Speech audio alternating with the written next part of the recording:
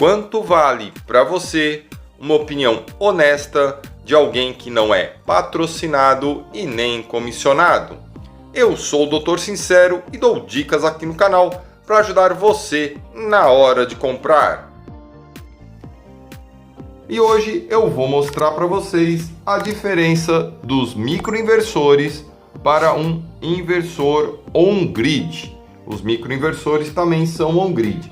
Lembrando, pessoal, que o off-grid é usando esse cara aqui, uma controladora que entra energia solar, vai para a bateria e depois você descarrega à noite, quando não está mais recebendo energia das placas. Esse aqui eu tenho aqui no canal, eu explico, então quem quiser dá uma olhadinha. Eu deixei ele aqui só para vocês verem a diferença do equipamento. Tem, claro, tem vários modelos, vários tamanhos, eu tenho com digital aqui, né? Mas hoje eu quero explicar para vocês rapidamente a diferença dos... Esses não são tão micro, né?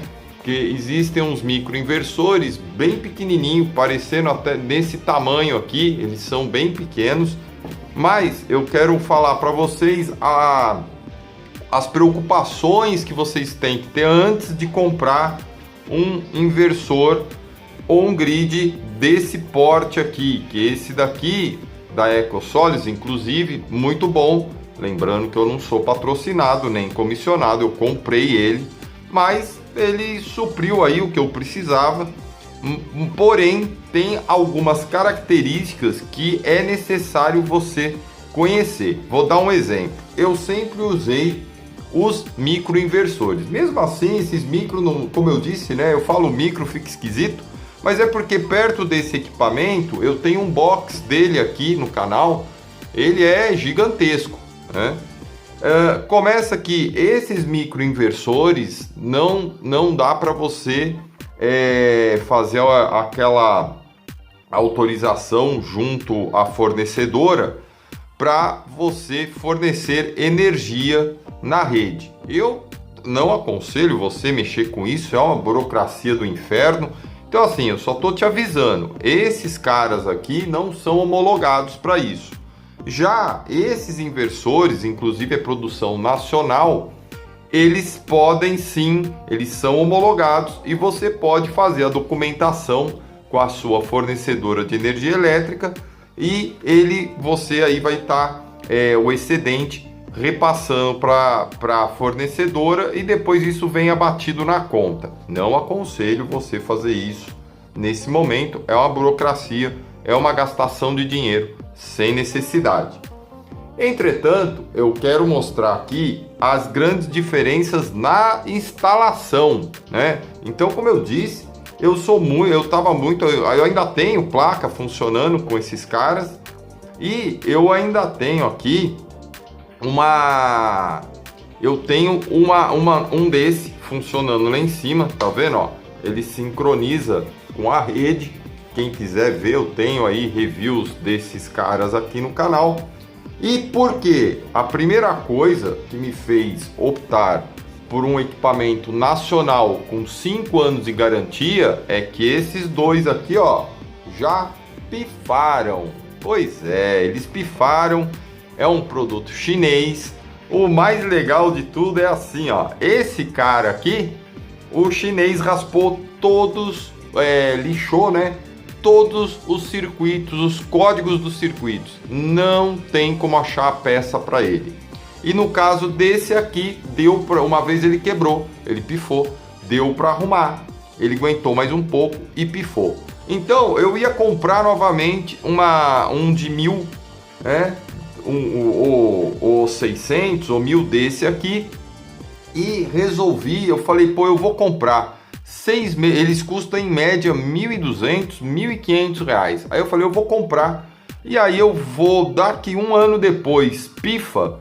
Então todo o investimento que você ia ganhar da instalação de energia solar vai se dissolvendo, no fim fica 0 a 0, você só gastou dinheiro. Aí eu resolvi, realmente eu encontrei esse equipamento com 5 anos de garantia e fabricação nacional, ou seja, deu defeito, você pega, entra em contato, vai ter peça Eu já liguei lá para saber isso. E a gente acaba tendo 5 anos de segurança, pelo menos, né?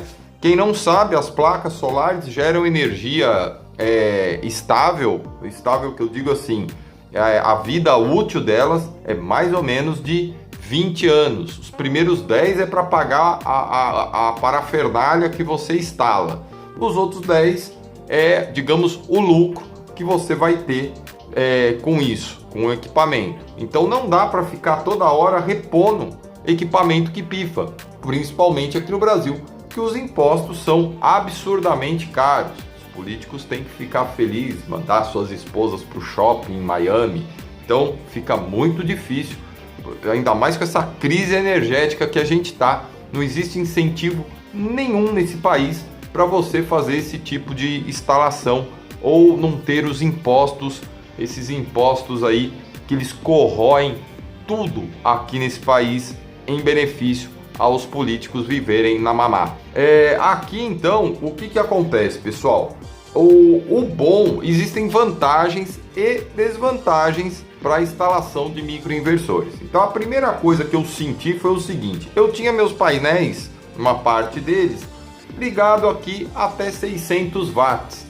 Simplesmente eu liguei eles em paralelo, pluguei aqui e vamos que vamos. Em paralelo, quando você tem as placas, né? Imagina que isso são as placas, né? Se você tiver sombra, você em uma, ela não interfere nas outras. E outra, a melhor coisa do microinversor não seria colocar todas elas num só. O bom é pegar aquele que eu falei, que é um pequenininho, tipo 260 watts, e aí você tem uma placa aí de 240, 250, você põe uma em cada painel. Por quê?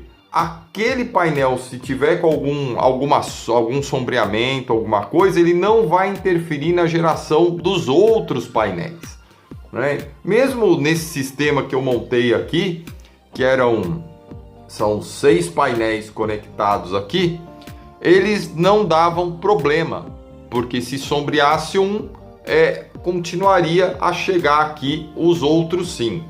Então, a primeira vantagem do microinversor é essa. Uma outra coisa, lá em cima eu tinha 3 desse, depois que espifou.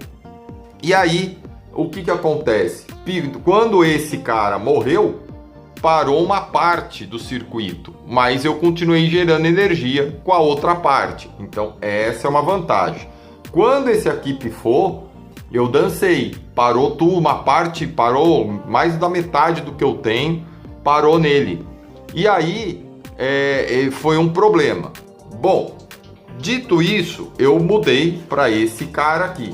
No caso aqui, eu até vou falar para vocês depois, darem uma olhada aqui no canal, que é o seguinte: nesse sistema aqui, você tem que trabalhar, esse aqui trabalha entre, deixa eu ver se ele fala aqui, ó, esse aqui trabalha entre 10,5 e 28 volts, então ele trabalha numa faixa de 10 a 28, beleza, você trabalhar com 12 volts aí, não dá choque, não acontece nada. Esse cara aqui, ele já trabalha a partir de 48 volts, que também ainda não é uma coisa tão perigosa. Então, se você fizer painéis, você tem que conectar em série os painéis para dar 48 volts. E aí ele vai entrar em funcionamento. Mas se um desses seus painéis tiver sombra, ele já começa a ter problema de não ligar. Então eu vou fazer o seguinte, eu vou ligar em série, ele vai, se não me engano, até 340 watts, agora eu não estou lembrando aqui, peraí. Ele vai até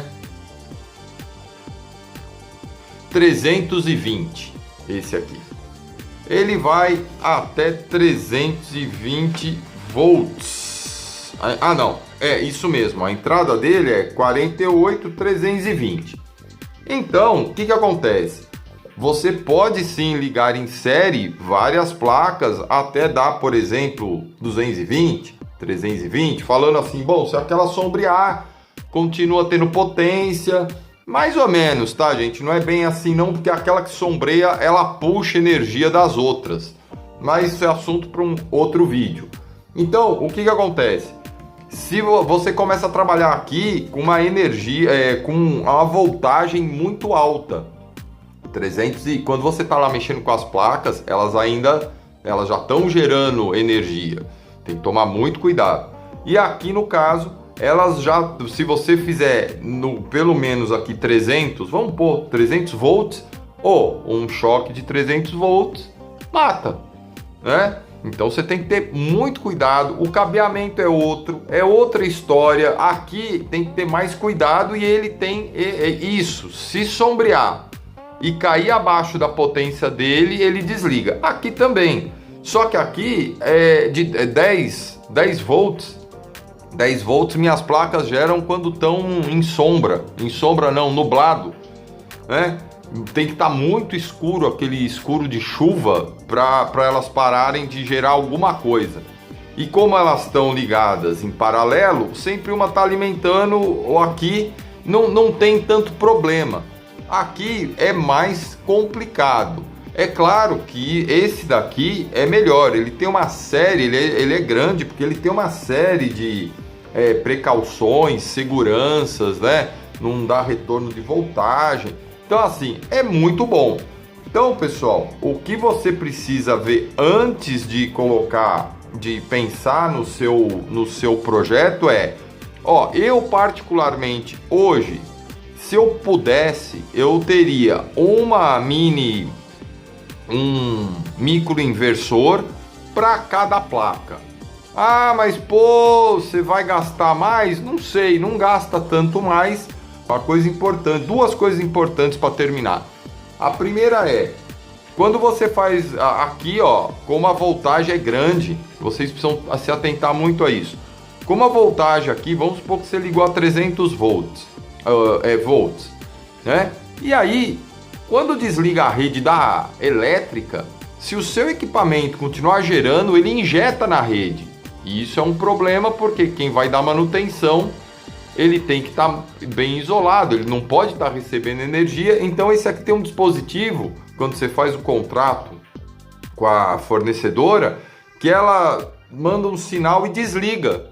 Então ela desliga tudo na rua para poder dar manutenção. No caso desses aqui não. E uma outra coisa, fique muito atento. Tá vendo aqui, ó? Esse input aqui vai entrar de 10 a 28 volts. Ele entra, galera, quando isso aqui tá ligado, esse terminal vira 220. Não vai você, espertão, botar a mão achando que tá só com 12 volts ou 28, que tá no 220. Ele vem transferindo tudo, o que entra da placa aqui vira 220, tá? Eu já medi, é bem isso mesmo, então você tome muito cuidado. Bom, pessoal, é isso. Eu queria dar esse recado, porque como eu saí do off-grid, eu tinha os dois sistemas, fiquei só com on-grid, com microinversores, e depois eu vim aqui para o inversor on-grid, uma escala mais, vamos pôr assim, não é nem industrial, vamos pôr mais profissional, né? Então é isso, eu espero que eu tenha ajudado. Se você quiser ver mais sobre outros produtos, sobre outros acessórios na área de eletrônica ou armas de pressão, entra aqui no canal que eu ajudo você a economizar o seu dinheiro na hora de comprar. E a gente se vê num próximo vídeo.